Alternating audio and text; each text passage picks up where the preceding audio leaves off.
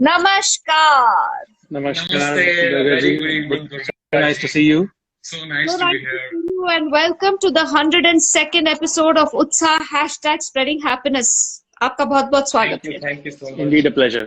The pleasure is completely ours. सबसे पहले तो मैं आपको बधाई देना चाहता हूँ कि ये जो सीरीज आपने ये पूरे चलाई है इस टाइम में, क्योंकि ये जो ये माहौल रहा है पिछले 3 महीने में, ना कोई कॉन्सर्ट्स है, ना कोई आना जाना है, सारे एक संगीत के जगत में एक मायूसी छाई हुई थी। तो उस टाइम पे जब आपकी ये सीरीज आई तो सारे संगीत के जगत में जैसे कि दिए जल गए और सब लोगों को इतनी इससे उम्मीद मिली और इतनी पॉजिटिविटी मिली।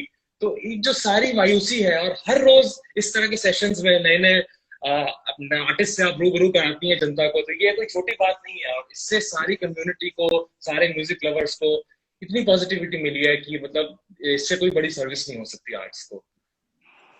आप लोग दिखते ही अच्छे नहीं, आप लोग बातें भी बड़ी अच्छी अच्छी करते हैं। मतलब मैं सुनती रहूं, आप कहते रहे। But so sweet of you, thank you. मैंने जैसे पहले भी कहा, this is a collective thing, no one individual can do this, so we are to congratulate. First of all, never lose the conviction and faith in Indian classical music. It is up to, people keep saying, अरे हाय ये हाय वो, जो भी हाय कहता है ना, इसका मतलब वो अंदर से कमजोर है। क्योंकि हमारा म्यूजिक सशक्त होता तो इतने मिलियंस ऑफ ईयर्स और बिलियंस ऑफ ईयर, ओमकार जब से आया है इस सृष्टि में, तब से लेके हमारा वहां से जर्नी शुरू हुई है। और मैं नहीं सोचती कि किसी के भी लाइफ टाइम में या कोई भी फेज या कोई भी ईरा में इसको फलने फूलने में आसानी रही होगी। लेकिन हर एक फेज के अंदर our music had only prospered, blossomed, and also taken newer avatars. So that means those people, those heroes, other than just artists, there are many people who have played a very, very important and a crucial role.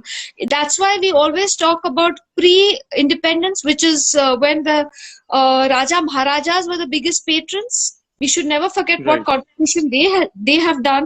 Yes, and indeed. After post-independence, it was about the general public, and also the corporate world have also played a very important role in bringing the prosperity and the kind of making it taking music and really penetrating deeper into people. And of course, not to forget the government of all, not just government of India, but many different governments across the world have played a very important role in showcasing Indian music at the right time, at the right stage, at right platform. So again, and of course, we need good artists with great talent, because when the opportunity is right, if you don't have the right artist, again, it can be a dampener. So, the right time for the right artist is also very critical. So it's a very collective thing. It's always a chain thing. So I would love to believe that it's great that this unforeseen circumstances and truly the most challenging times of probably in our lifetimes ever, and I hope it never repeats again, translated into showing people the true might of Indian music and what it really means to people. Because all these reach and views and everything, I repeat, I know people are doing other stuff, but these are all organic stuff. Not even 1 rupee has been spent over any promotion. So that's why I value this far more. It's huge. And to buy views or to buy reach is pretty easy. We are all on this on this platform. We understand all these are organic, and that makes the biggest differentiator. And I'm so thankful to God that this threw upon us a situation and an opportunity where we could showcase, and people just responded, and everybody, artist and now the Utsaah Parivar, earlier they were the audience, just lapped it up with so much of love and so much of respect, and it's a pretty unprecedented actually. Yeah. Absolutely. So I'm sorry, but I just started off. नहीं आप please आप बोलते रहिए, अच्छा लग रहा है सुनने। मैं कुछ बोलते हम लोग दोनों देख रहे हैं ना ठीक से, क्योंकि एक्चुअली क्या है कि इंस्टाग्राम जनाब जो है, क्योंकि उनको लगता है शायद जुगलबंदी पसंद नहीं है, इसलिए एक आदमी के लिए उन्होंने बनाया हुआ है camera. No no no, you आप लोग ज्यादा ही सुंदर लग रहे हैं। मुझे तो बड़ा ऐसा लग रहा है कि यार ये आप लोग अरे नहीं नहीं। अंदर ही अंदर ऐसा तो शौक नहीं पनप रहा है कि भैया अभी तो इंस्ट्रूमेंट बजा रहे हैं, 2-3 साल में देख रहा फिल्मों में दिखूंगा, ऐसा तो नहीं है? जी। अच्छा, तो मुझे आप सबसे पहले ये बताइए कि लक्ष्य मोहन और आयुष मोहन मोहन ब्रदर्स कब बन गए? जी, तो वैसे तो हम लोग बचपन से जैसे इकट्ठे ही घर में, तो वैसे तो हमारे फैमिली में पीछे कोई प्रोफेशनल पोजीशंस नहीं है, but our parents were always connoisseurs and devotees of this music.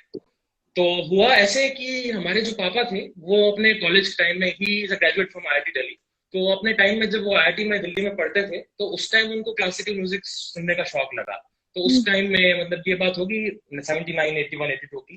तो अपने अपने आईआईटी से वो अपना बस पकड़ के सारे कॉन्सर्ट्स दिल्ली में जो ऑनलाइन उस टाइम पे शंकर लाल होते थे और जितने भी, he used to hear all the legends like Pandit Nikhil Rai ji, Pandit Bhimsen Joshi and all of them. तो उस तरह से उनको शौक हुआ म्यूजिक का, तो उनने सितार सीखना भी शुरू करा, सितार बजाया भी। तो but he couldn't take it forward as a profession because eventually destiny ऐसी हुई कि उनने then he started his own business in the education industry, तो उसमें फिर वो लग गए। बट हमारी जो दोनों की स्टोरी है वो कुछ दंगल मूवीज ऐसी है, क्योंकि पापा ने कहा कि जो काम मैं नहीं कर पाया वो अब मेरे बेटे करेंगे, एंड इसके लिए I have to make sure कि I have to give them the right circumstances for आप दैट। लोगों तो बचपन से ही ने आप लोगों ने वो दंगल वाला गाना भी गाया क्या? जी नहीं, बट बट स्टोरी कुछ वैसे ही है जी। स्टोरी कुछ वैसी है क्योंकि बचपन से क्योंकि पापा को शौक था म्यूजिक का, तो हम लोग जब शायद 2-3 साल के वी वर जस्ट टॉडलर्स, तो उस टाइम पे हमेशा ये म्यूजिक की जो कैसेट्स हैं लाइक पंडित रविशंकर, निखिल भाई जी, अली बखान साहब, ये हमारे घर में बजती रहती थी। तो संगीत से कब रिश्ता जुड़ गया ये इसका कभी कोई याद ही नहीं है कि कब इस संगीत से रिश्ता जुड़ा, तो इसकी कोई शायद मेमोरी है ही नहीं, क्योंकि it became so much a part of our upbringing. तो ऐसा शायद कोई टाइम ही याद नहीं आता कि जब नहीं सुन रहे थे इसको, और सुनते सुनते एक ऐसा रिश्ता बनता गया कि हमें शायद लगा कि यही वो चीज है जो हमें लाइफ का मीनिंग समझा सकती है। सो फिर हमें ऐसा लगा कि शायद इसी में हमें आगे करना चाहिए। वाह, मगर ये ऐसा लगा, मतलब सुनते सुनते ऐसा प्यार हो गया। और आप दोनों एक टाइम पे दोनों सितार बजाते थे, करेक्ट? जी जी जी। तो ऐसा हुआ कि हम दोनों ने सबसे पहले जैसे सीखना शुरू किया पंडित बलवंत राय वर्मा जी से, जो सीनियर मोस्ट डिसाइपल है पंडित रविशंकर जी के।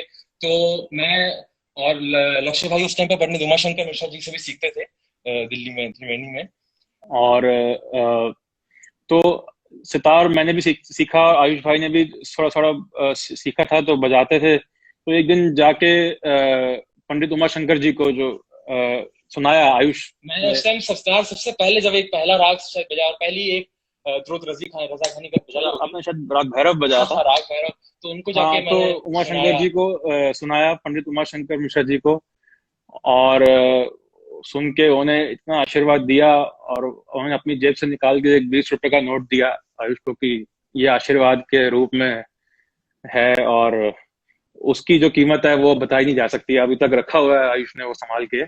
तो सबसे बहुत ऐसी जो मोमेंट्स होती हैं तो इससे आपको बहुत एनकरेजमेंट मिलती है, तो आपको बहुत ही हम दोनों फिर सितार बजाते बूस्ट थे। मिलता है। तो एक दिन हमारे जो गुरुजी हैं पंडित Balwant Rai ji, he himself will be 90 this year, तो उनने एक दिन कहा कि तुम्हारे दोनों के अंदर म्यूजिकलिटी तो बहुत अच्छी है, बट आयुष तुम अपनी म्यूजिकलिटी को, मैं तो शायद बच्चा था, मैं तो ये सब नहीं समझ सकता था कि तुम, उनने ये मुझे समझाया कि तुम्हें अपनी म्यूजिकलिटी एक्सप्रेस करने के लिए मीडियम कुछ और चाहिए।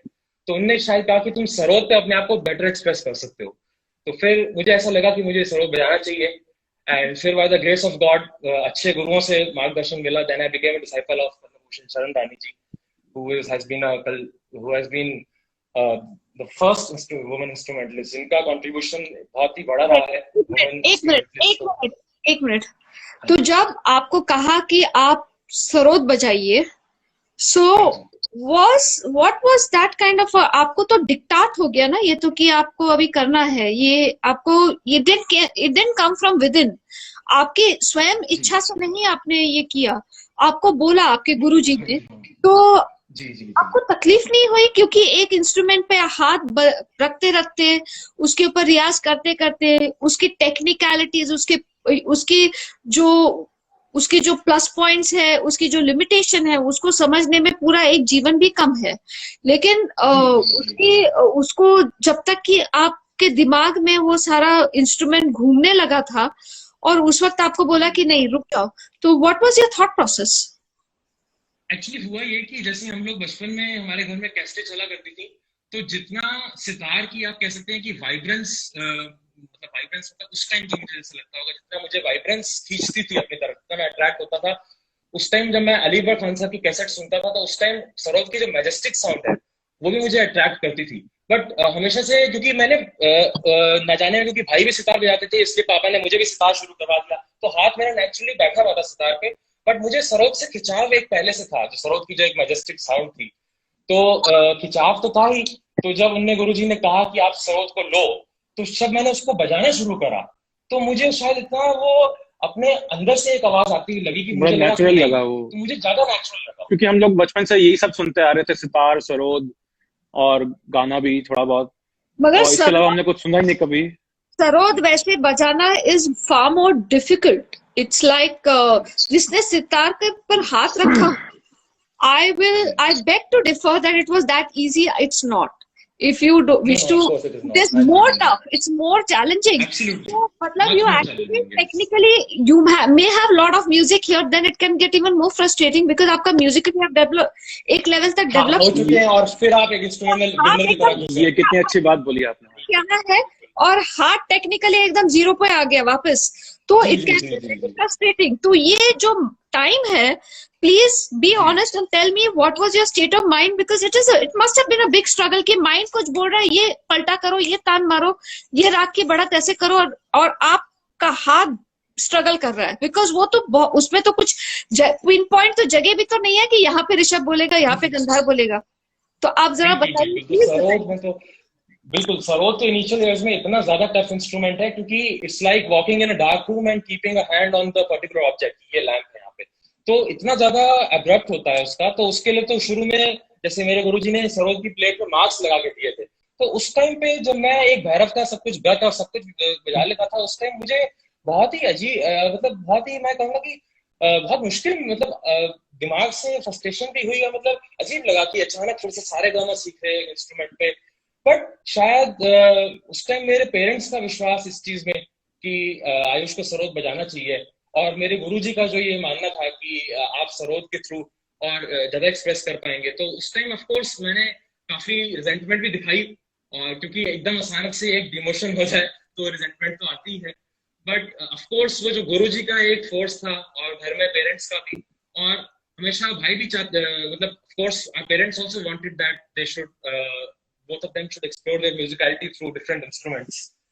और आप मुझे एक पॉइंट बता सकते हैं कि आप ये बहुत जो आप बोल रहे हैं, इट्स वेरी नेचुरल। अगर ये नहीं हुआ होता तो it would have been different, but ये हुआ है, और ये अगर आप नहीं भी बताते तो I can imagine, because you are a human being, और आप एक चीज मतलब आप रियाज कर रहे हो, लेकिन why were you chosen and not him? या आप बताएंगे इस बात को कि आपको क्यों नहीं चुना गया सरोद के लिए? ऐसे कुछ उन्होंने कोई रीजन बताया कि आयुष को बजाना है और लक्ष्य को नहीं, और लक्ष्य को सितार बजानी है? रीजन तो ऐसा कुछ नहीं बताया उन्होंने। अब उस उम्र में हम लोगों के लिए जज करना इतना वाज नॉट पॉसिबल। तो यही एक वो रिलेशनशिप है गुरु और शिष्य की, जिसमें जो शिष्य है they can rely on the guru, they have full faith on the guru, they are committed to his teachings and to his agreed, maybe you were too young to ask also, you know, so ये इसके लिए थोड़ी सी yes, और उन्हें कोई और मगर कभी बाद में आप लोग जब बड़े हुए, मैच्योर हुए, अब जब आप लोग बजा रहे, तो कभी एक पॉइंट आता है कि maybe you know that was the reason, या वो उन्होंने एक ये चीज देखी होगी इसलिए इसको कहा कि तुम सरोद में मूव करो। बाद में कभी कभी समझ में आता है, मे बी दैट टाइम तो of course you know you are unable to gauge also, और इतना उस वक्त उथल पुथल हुआ होगा इसके दिमाग में, आई कैन इमेजिन कि एंड जी। तो गुरुजी ने कभी ऐसे कोई हार्ड एंड फास्ट कोई फोर्स नहीं किया, अच्छा उन्होंने बहुत स्ट्रांगली रेकमेंड किया। और ऑफ कोर्स अगर आयुष थोड़ा दिन इसको बजा के देखता और अगर उनको नहीं लगता तो शायद ना भी होता, लेकिन आयुष को थोड़े दिन बजाने के बाद आयुष को भी बहुत पसंद आने लग गया सरोद। तो कुछ ऐसा हुआ कि जब मैं सरोद बजाता गया तो मुझे जब 1-2 साल हो गए सरोद बजाते हुए, जब मैं वो जो बेसिक फेस था जिससे मैं रिजेंटमेंट आती थी, वो जब मैंने उसको ओवरकम करा, बेसिक प्लेट पे हाथ बिठाना और वो, तो उसके बाद मुझे लगा कि शायद अभी तक जो मेरे को फीलिंग म्यूजिक को लेके होती थी अपने माइंड में जब मैं सितार बजाता था, उससे ये अलग है। वो एक वही फीलिंग थी शायद जो एक बच्चा मतलब एक वीडियो गेम को जीत के अचीव करता है, या वो मतलब वो एक ज्यादा अंदर से आ रही थी, मतलब अंदर से है तो अभी मेरी कहना है, बट उस फीलिंग को मैं ज्यादा अच्छे से महसूस कर रहा हूं। और एक और बात यह है कि हम लोगों ने इतना महियर घराने का संगीत इतना हमने सुना है, इतना अब्सॉर्ब किया है, तो सारा वो सरोद की आवाजें जो हैं वो दिमाग में पहले से ही थी। तो जब सरोद हाथ में आया तो ऐसा लगा कि जैसा आयुष ने मुझे बताया पिछले कुछ सालों में, कि ऐसा लगा कि हम अब उन आवाजों की तरफ एक कदम आगे और बढ़ गए हैं। तो ये अपने आप में एक बहुत बड़ी मोटिवेशन है और एक इंसेंटिव है आगे और मेहनत करने का, शायद सही कि हम उस रास्ते पे चल पड़े हैं। अब वो सरोद की आवाजें जो सुनी है हमने अली इब्राहिम खान साहब की और आशीष खान साहब की और अलाउद्दीन खान साहब की, वो उसकी तरफ हम एक कदम और आगे बढ़ गए हैं। तो ये अपने आप में बहुत बड़ी एक इंसेंटिव और मोटिवेशन था। नहीं, बात तो सही है, मगर टेक्निक अपनी अपनी जगह होता है। टेक्निक जब आपको अपने साउंड से प्यार हो, एक तो सबसे बड़ा ये भी प्रॉब्लम होता है कि when you are in love with one of the greatest masters, it is not always motivating. Why? Because your mind is so super matured, and when you are starting with the basics, it can be the most frustrating time of your life, to be very honest, because you want to play at that level, क्योंकि आपको उससे मोहब्बत होगी, आपका exposure is at that highest level, and you are at ground zero. तो उस zero से वो रास्ता जब आपको दिख रहा है, लेकिन हाथ से बजना भी तो एक प्रोसेस होता है. So anyways, I'm just trying to understand, because इसके लिए डबल मेहनत होती है, because to give up, to get emotionally detached with instrument is nothing less than it's your partner of your of the and आपका music उस instrument से बज रहा है, तो it is also the medium. So you love an instrument, then you give it up, and then you start with another. It's a huge mental, emotional, more than I can imagine. And but luckily, how old were you then when you did this? So I was 9 years old when I shifted to the Sarod. So it is not easy, and I think you've done well. So you should take pride in that it's really not easy to give up an instrument. And pride की तो बात नहीं, but these just blessings हैं गुरुज की, कि बस उस time पे सही मार्गदर्शन उनसे मिला, and by the grace of God, मतलब अभी ये तो एक endless journey है, तो इसमें तो हमेशा ये तो आप 9 साल के थे, 9 साल के बच्चा होता है तो वो दुकान में कोई एक लॉलीपॉप देखता है तो उसके लिए इतना रो के पूरे घर को खा लेता है, मुझे वही चाहिए, और आपको उसमें एक इंटरेस्टिंग बात आपको मैं सुनाता हूँ कि सितार को लेके जो मेरा प्यार है वो आपको मैं बताऊं कभी कम नहीं हुआ, वो अभी भी है। मैं जितना सरोद को सुनता हूँ, मैं उससे उतना नहीं, उससे ज्यादा ही सितार को सुनता हूँ आज तक। मैं उतना ही निखिल बनर्जी से, पंडित रविशंकर जी से प्रभावित हूँ जितने मैं उस्ताद अली इब्राहिम खान साहब से हूँ। और इनफैक्ट काफी सारी सितार ऐसी चीजें भी मैं बजाने की हमेशा कोशिश करता हूँ, क्योंकि सितार की जो साउंड है वो बचपन में इतनी गई है मेरे कानों में। I'm not at all surprised, because आपने सितार अपने खुद से नहीं गिव अप किया ना जी। आपने सरोद को इसलिए मतलब अपने जिंदगी में फर्स्ट टाइम आपने इसलिए उसको बजाना शुरू किया, is because you were asked and you were very obedient student and a good son and whatever it is. So you being disciplined, you started to play the instrument, and then another thing is कि मतलब उसके साथ उसको बजाते बजाते उसके साथ भी मोहब्बत हो गई. So I'm not saying you're not in love with Sarod, but it's a first breakup of your life. Do you realize that? Ji. So sitar was the first love of my life. So of course वो तो कभी दिमाग से जा नहीं सकता. And forced breakup also. but it's जैसे जैसे मैंने उनके कहने से लिया तो मुझे ग्रेजुअली शायद अंदर से काफी कन्विक्शन आई। तो मुझे ऐसा नहीं लगा कभी कि मतलब मैंने किसी के मतलब कहने के अंदर इसको करा।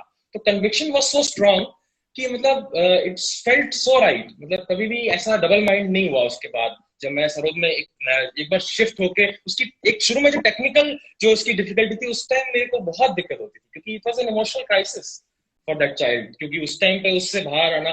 बट एक बार जब मैं टेक्निक पे एडजस्ट हो गया और फिर मेरी म्यूजिकलिटी को शायद अंदर से रास्ता शायद थोड़ा मिलना शुरू हुआ, तब मुझे ऐसा नया रास्ता मिला है म्यूजिकलिटी। तब मुझे पूरी कनेक्शन थी। पंडित राम कुमार मिश्रा, जिनको मैं राजकुमार कहती हूँ, वो आए हैं और हंस रहे हैं मेरी जो मैं एनालॉजी कर रही हूँ आपके म्यूजिकल ब्रेकअप की। अब हंस रहे हैं। Ram Kumar ji so sweet.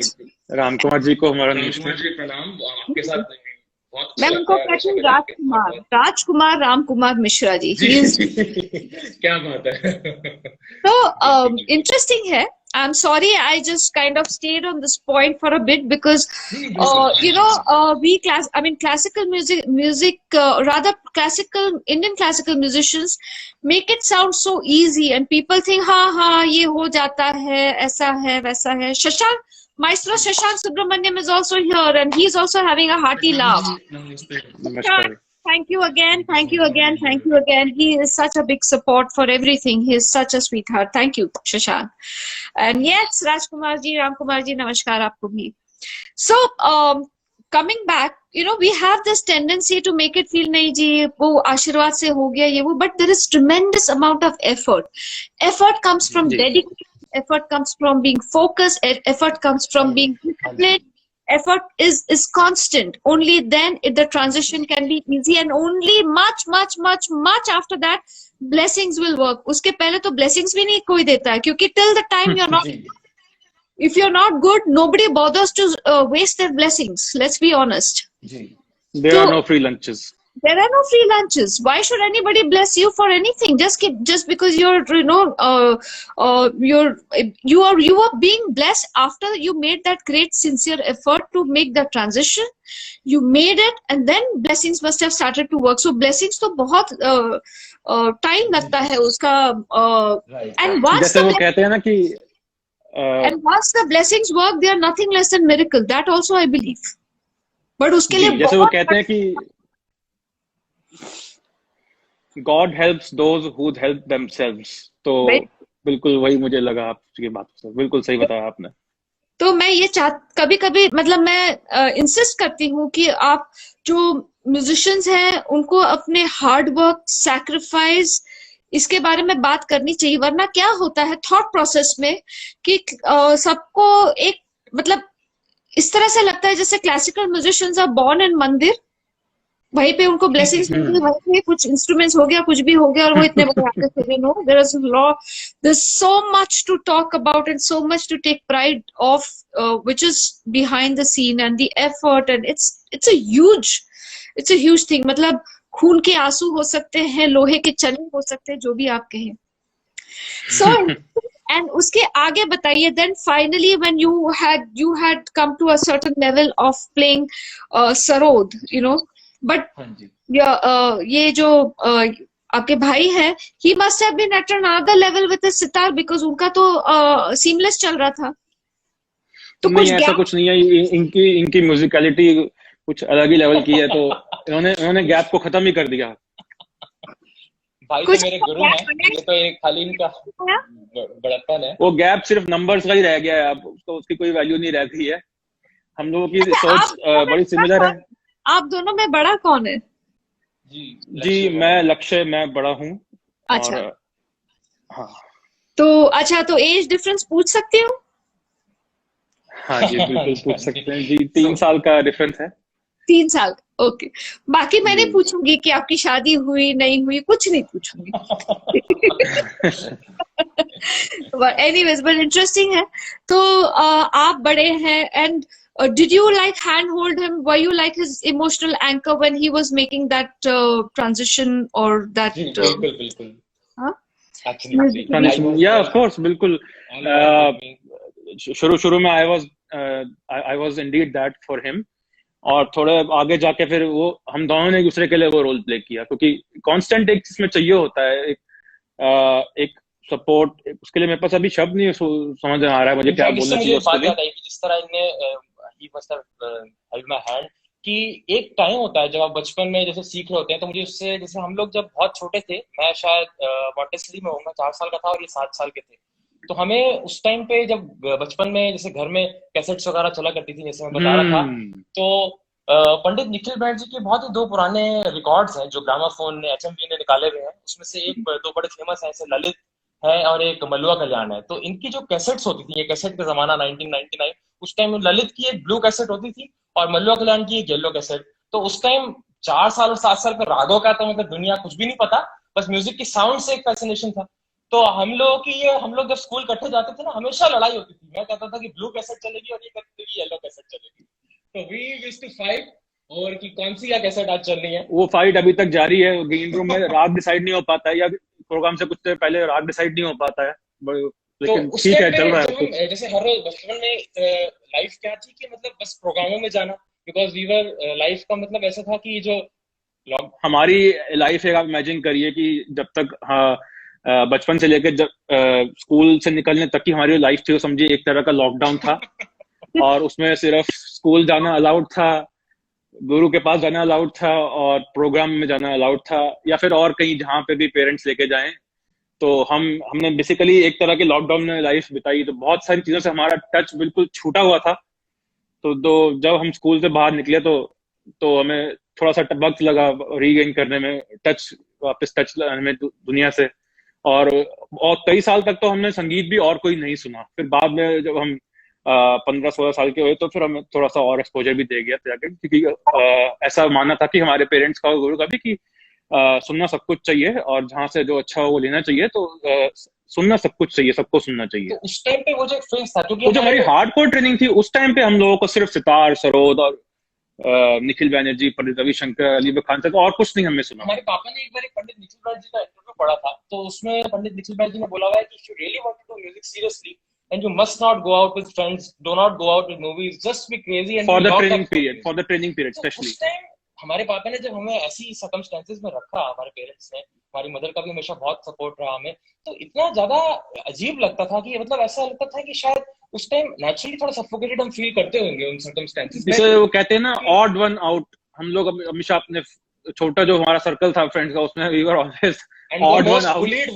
क्योंकि उनको ये लगता था कि यार ये तो अपना कोने में बैठ के कोई बात ही नहीं करता। क्योंकि किसी के लिए समझना मुश्किल था कि हम किस तरह की ये ट्रेनिंग के थ्रू जा रहे हैं, किस तरह की स्ट्रगल है। तो मतलब हम, you can not blame them, because it's not easy for them to understand. Period of growth जब बाहर आए उससे, तब हमें पता चला कि उस पीरियड ऑफ ग्रोथ में जो हमें हर चीज से रिस्ट्रिक्टेड रखा जा रहा था, वो क्यों रखा जा रहा था। क्योंकि वो जो एक पीरियड ऑफ ग्रोथ होता है, उसमें या तो आप जमाने के साथ कुछ स्कोप अप कर लीजिए, या फिर आप अपनी आर्ट पे फोकस रहिए। मतलब you have to choose one thing.